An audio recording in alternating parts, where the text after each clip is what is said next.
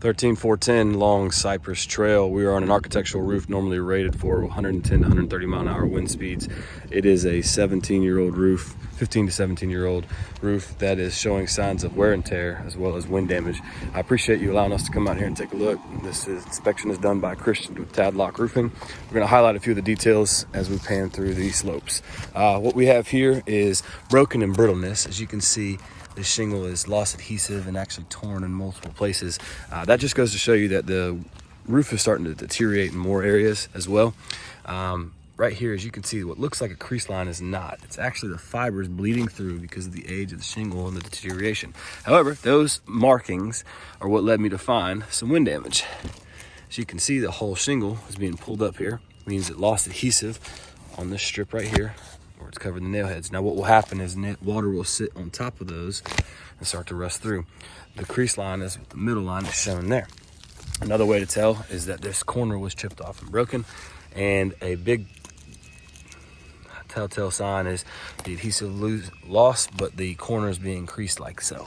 When we came across this slope, most of the pipe boots have been retarred and sealed prior to probably when you bought the house.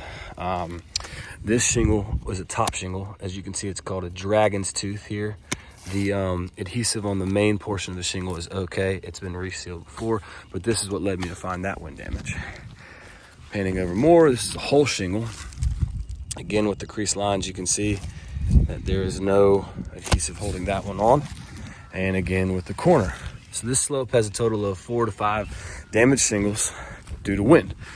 We will climb up this ridge line and kind of highlight a few things. The reason my inspection took a little bit longer today was there's moisture sitting on the roof on the other side, so I wanted to get a good depiction of that. It's still kind of wet over there, but we'll highlight a few things.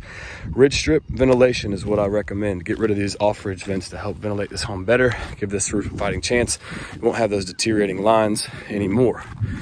On the back half, we've got some loose shingles in the valley, adhesive-wise, but also wind damage. Again, crease line shows easy to spot, easy to see. On the back half, I did want to share with you this as well. We talked about gutters prior to my inspection.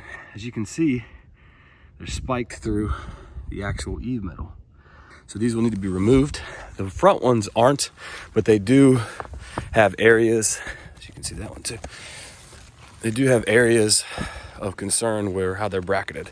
So we'll talk about that here shortly, but I would recommend just replacing all the gutters around the entire house and going with new. This is your pipe boot. This is what's usually connected to any plumbing situation, maybe a toilet, maybe a kitchen sink, but you have a broken shingle at the top of it, and it actually looks like they'd retarred it back in the day because water was coming in through that side. Lastly, we'll go over the top of the garage. Morning. And again, with the ridge strip ventilation is what I recommend. There are a few shingles on this area as well, but you're exposed and exposure as well to high winds, which have deteriorated due to non-ventilated areas. Properly cooling the attic down to help have this roof have an extra fighting chance. Broken and brittleness, this shingle showed signs, and as I touched it, it fell apart.